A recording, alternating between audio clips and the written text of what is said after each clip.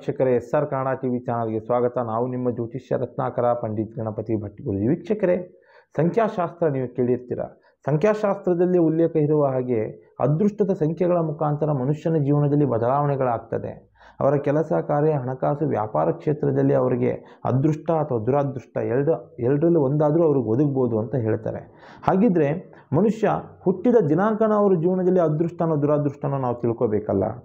ಯಾರೇ ಆಗಿರಲಿ, ಹುಟ್ಟಿದ ದಿನಾಂಕ ಅವರಿಗೆ ಯಾವ ರೀತಿಯಲ್ಲಿ ಫಲ ಕೊಡುತ್ತೆ ನೋಡಿ. ಸಂಖ್ಯಾಶಾಸ್ತ್ರದಲ್ಲಿ 1ನೇ ತಾರೀಕಿನಿಂದ 31ನೇ ತಾರೀಕು ಗಂಟ ಏನು ಜನನ ಆಗಿರ್ತಾರೆ ವ್ಯಕ್ತಿಗಳು, ಅವರ ವ್ಯಕ್ತಿತ್ವದ ಬಗ್ಗೆ, ಅವರ ಹಣಕಾಸು, ಕೆಲಸ ಕಾರ್ಯ, ವ್ಯಾಪಾರ, ವೃತ್ತಿ ಕ್ಷೇತ್ರದ ಬಗ್ಗೆ, ಆರೋಗ್ಯ ಕ್ಷೇತ್ರದ ಬಗ್ಗೆ ನಾನು ತಿಳಿಸ್ತಾ ಹೋಗ್ತೇನೆ ವೀಕ್ಷಕರೇ. ನೋಡಿ, ವಿಶೇಷವಾಗಿ ಪ್ರಥಮವಾಗಿ ಬರೋದು 1ನೇ ತಾರೀಕು. ನೋಡಿ, ಈ 1ನೇ ತಾರೀಕಿಗೆ 10, 19, 28 ಈ ದಿನಾಂಕದವರು ಕೂಡ ಅನ್ವಯ ಆಗಿರ್ತಾರೆ. 1ನೇ ತಾರೀಕಿನಲ್ಲಿ ಜನನ ಆದವರಿಗೆ ರವಿ ಅಧಿಪತಿ ಆಗಿರ್ತಾನೆ. ಯಾಕಂದರೆ ಒಂದು ಸಂಖ್ಯೆಗೆ ಸೂರ್ಯ ಅಧಿಪತಿ ಸ್ಥಾನದಲ್ಲಿ ಇರ್ತಾನೆ ಅಂತ ಅರ್ಥ.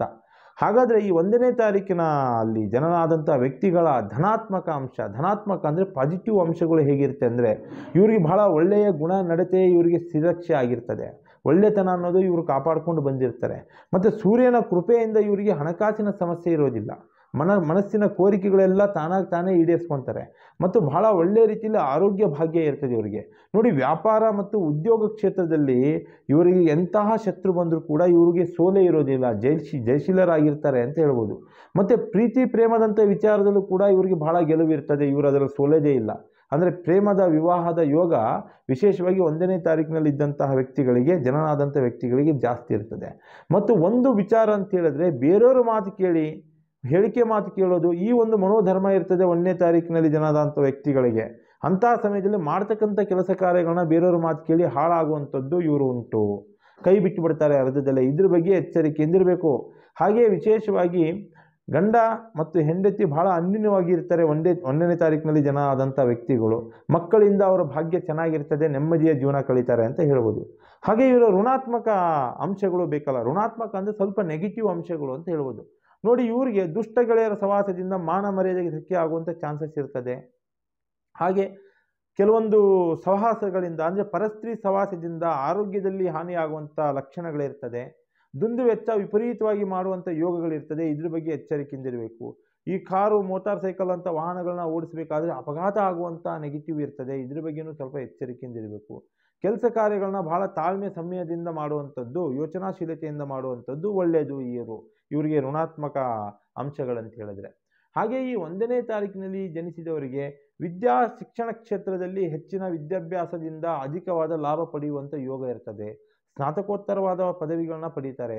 ಹಾಗೆ ಹೇಳ್ಬೇಕಂದ್ರೆ ಉನ್ನತ ವ್ಯಾಸಂಗಕ್ಕೆ ಈ ಹೊರಗಡೆ ಅಂದರೆ ಅಬ್ರಾಡ್ ಹೋಗುವಂಥ ಚಾನ್ಸಸ್ಗಳಿರ್ತದೆ 1ನೇ ತಾರೀಕಿನಲ್ಲಿ ಜನನ ಆದಂತಹ ವ್ಯಕ್ತಿಗಳಿಗೆ. ಹಾಗೆ ಉದ್ಯೋಗ ಕ್ಷೇತ್ರದಲ್ಲಿ ನೋಡಿ, ಬಲವಾಗಿ ಒಳ್ಳೆಯ ರೀತಿಯಲ್ಲಿ ಅಧಿಕಾರ ಇವರು ಒದಗಿ ಬರುತ್ತೆ. ಬೇಡ ಅಂತೂ ಕೂಡ ಉನ್ನತ ದರ್ಜೆಯ ಅಧಿಕಾರಗಳು ಇವರು ಒದಗಿ ಬರ್ತದೆ. ಉದಾಹರಣೆಗೆ ಡಾಕ್ಟರ್, ಇಂಜಿನಿಯರ್, ಶಿಕ್ಷಕ, ಗಣಿತಜ್ಞ, ಹಾಗೆ ವಿಜ್ಞಾನಿ ಆಗುವಂಥ ಲಕ್ಷಣಗಳು, ಅಂತಹ ಹುದ್ದೆಗಳು ಈ 1ನೇ ತಾರೀಕಿನಲ್ಲಿ ಜನ ಆದಂತಹ ವ್ಯಕ್ತಿಗಳಿಗೆ ಒದಗಿ ಬರುತ್ತೆ. ಯಾಕಂದರೆ ಅದೃಷ್ಟದ ಫಲ 1ನೇ ತಾರೀಕು ಅಂತ ಹೇಳ್ಬೋದು. ಆರೋಗ್ಯ ಕ್ಷೇತ್ರದಲ್ಲಿ ಯಾಕಂದರೆ ರಕ್ತ ಸಂಬಂಧಿತ ಕಾಯಿಲೆಗಳಿಂದ ಸ್ವಲ್ಪ ನರಳಾಟ ಇರ್ತದೆ. ಜ್ವರದ ಸಮಸ್ಯೆಯಿಂದ ಕಿವಿಗಳಿಗೆ, ಕಣ್ಣುಗಳಿಗೆ ಹಾನಿಯಾಗುವಂಥ ಚಾನ್ಸಸ್ಗಳಿರ್ತದೆ. ಇದ್ರ ಬಗ್ಗೆ ಎಚ್ಚರಿಕೆಯಿಂದಿರಬೇಕು. ಈ ಹಣಕಾಸು ಕ್ಷೇತ್ರದಲ್ಲಿ ಬರಬೇಕಂದ್ರೆ 1ನೇ ತಾರೀಕಿನಲ್ಲಿ ಜನ ಆದಂಥ ವ್ಯಕ್ತಿಗಳಿಗೆ ಇವರ ಪರಿಸ್ಥಿತಿ ಬಹಳ ಅನುಕೂಲವಾಗಿರ್ತದೆ. ಕೈ ಹಾಕಿದ್ದ ಕೆಲಸ ಎಲ್ಲ ಜಯಶೀಲರಾಗಿರ್ತಾರೆ ಅಂತ ಹೇಳ್ಬೋದು. ವ್ಯಾಪಾರದಲ್ಲಿ ಒಳ್ಳೆಯ ಲಾಭ ಮಾಡ್ತಾರೆ. ಹಾಗೆ ವಿಶೇಷವಾಗಿ ಈ 1ನೇ ತಾರೀಕಿನಲ್ಲಿ ಹುಟ್ಟಿದವರು 28 ಅಥವಾ 30 ವರ್ಷಗಳಲ್ಲಿ ಹಣದ ಸಂಪಾದನೆ ಇವರಿಗೆ ಹೆಚ್ಚಾಗ್ತದೆ. ಸೈಟು, ಮನೆ ಖರೀದಿ, ವಾಹನ ಖರೀದಿ ಇಂಥ ಯೋಗಗಳು ಒದಗಿ ಬರುತ್ತೆ ಅಂತ ಹೇಳಬಹುದು ವೀಕ್ಷಕರೇ. ಹಾಗೆ ಈ 1ನೇ ತಾರೀಕಿನಲ್ಲಿ ಜನನಾದವರಿಗೆ ದಾಂಪತ್ಯದ ಯೋಗ ನೋಡಿ, ಈ ವಿಚಾರದಲ್ಲಿ ಇವರು ಭಾಗ್ಯವಂತರು. ಒಳ್ಳೆಯ ಸುಖ ಸಂಸಾರ ಇವರಿಗೆ ಇರ್ತದೆ. ಹೆಂಡತಿ ಮಕ್ಕಳಿಂದ ನೆಮ್ಮದಿಯ ಜೀವನ ಕಳೀತಾರೆ. ಹಾಗೆ ಜೀವನದಲ್ಲಿ ತಾಳ್ಮೆ ಸಹನೆ ಬಹಳ ಮುಖ್ಯವಾಗಿರ್ತದೆ. ಹಾಗೆ 1, 10, 19, 28ನೇ ದಿನಾಂಕದಲ್ಲಿ ಜನಿಸಿದವರಿಗೆ ವೃತ್ತಿ ಕ್ಷೇತ್ರದಲ್ಲಿ ಕೆಲವೊಂದು ತೊಂದರೆ ತಾಪತ್ರೆ ಬಂದಾಗ, ವಿಶೇಷವಾಗಿ ಹೇಳ್ತೀನಿ, ಉದ್ಯೋಗದಲ್ಲಿ ಮೇಲಾಧಿಕಾರಿಗಳಿಂದ ಕಿರುಕುಳ ಆಗ್ತಾ ಇರ್ತದೆ. ಅವಾಗೇನು ಮಾಡ್ತೀರ ಅಂತ ಹೇಳಿದ್ರೆ, ಪರಿಹಾರ ಮಾರ್ಗವಾಗಿ ಸುದರ್ಶನ ಯಂತ್ರ ಧಾರಣೆ ಮಾಡಿ ಅಥವಾ ನರಸಿಂಹ ಮಂತ್ರ ಪಠನೆ ಮಾಡಿದ್ರೆ ಇವರಿಗೆ ವೃತ್ತಿ ಕ್ಷೇತ್ರದಲ್ಲಿ ತೊಂದರೆ ಇದ್ದರೆ ದೂರ ಆಗುತ್ತೆ. ಉದ್ಯೋಗ ಕ್ಷೇತ್ರದಲ್ಲಿ 1ನೇ ತಾರೀಕಿನಲ್ಲಿ ಹುಟ್ಟಿದವ್ರಿಗೆ ಮಾತ್ರ ವೀಕ್ಷಕರೇ. ಹಾಗೆ ವ್ಯಾಪಾರದಲ್ಲಿ ವಿರೋಧಿಗಳಿಂದ ತೊಂದರೆಯಾಗಿ ಈ ವಾಮಾಚಾರದಂಥ ಪದ್ಧತಿಗಳಿಂದ ನರಳುತ್ತಾ ಇದೆ. ಶ್ರೀಚಕ್ರ ನಿತ್ಯ ಅವರು ಪೂಜೆ ಮಾಡಬೇಕಾಗ್ತದೆ. ಹಾಗೆ ಮದುವೆ ಎಷ್ಟೇ ವರ್ಷಗಳಾದರೂ ಮದುವೆ ವಿಚಾರದಲ್ಲಿ ತೊಂದರೆ ಇದೆ. ಹಾಗೆ ಈ ಮಕ್ಕಳಿಲ್ಲದಿದ್ದವರಿಗೆ ತೊಂದರೆ ಇದ್ದರೆ ಏನು ಮಾಡ್ತೀರಾ ಅಂದರೆ, ಸಂತಾಲ ಗೋಪಾಲಕೃಷ್ಣ ಯಂತ್ರ ಅಥವಾ ಹನುಮಾನ್ ಚಾಲೀಸ್ ಪಠನೆ ಮಾಡ್ತಾ ಇದ್ದರೆ ಆ ಸಮಸ್ಯೆ ಪರಿಹಾರ ಆಗುತ್ತೆ. ಸಂತಾನ ಗೋಪಾಲಕೃಷ್ಣ ಯಂತ್ರ ಧಾರಣೆ ಮಾಡೋದು ಕೂಡ ಒಳ್ಳೆಯದಾಗ್ತದೆ.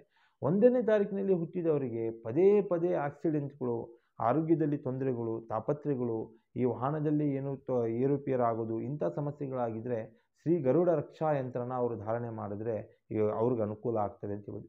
ವಿದ್ಯಾಭ್ಯಾಸದಲ್ಲಿ ತೊಂದರೆ ಇರ್ತದೆ, ವೃತ್ತಿ ಕ್ಷೇತ್ರದಲ್ಲಿ ಏನಾದರೂ ಶಿಕ್ಷಣ ಕ್ಷೇತ್ರದಲ್ಲಿ ಅಭಿವೃದ್ಧಿ ಆಗಬೇಕು, ಅಚೀವ್ಮೆಂಟ್ ಮಾಡಬೇಕು ಅಂತ 1ನೇ ತಾರೀಕಿನಲ್ಲಿ ಜನನ ಆದಂಥ ವ್ಯಕ್ತಿಗಳು ಪ್ರಯತ್ನ ಮಾಡ್ತಾ ಇದ್ದರೆ ದಕ್ಷಿಣಮೂರ್ತಿ ಸ್ತೋತ್ರ ಪಠನೆ ಮಾಡ್ತಾ ಸರಸ್ವತಿ ಯಂತ್ರ ಧಾರಣೆ ಮಾಡಿದ್ರೆ ಅವರು ಅಚೀವ್ಮೆಂಟ್ ಮಾಡ್ತಾರೆ, ಲೈಫ್ ಲೀಡ್ ಮಾಡ್ತಾರೆ ಅಂತ ಹೇಳ್ಬೋದು.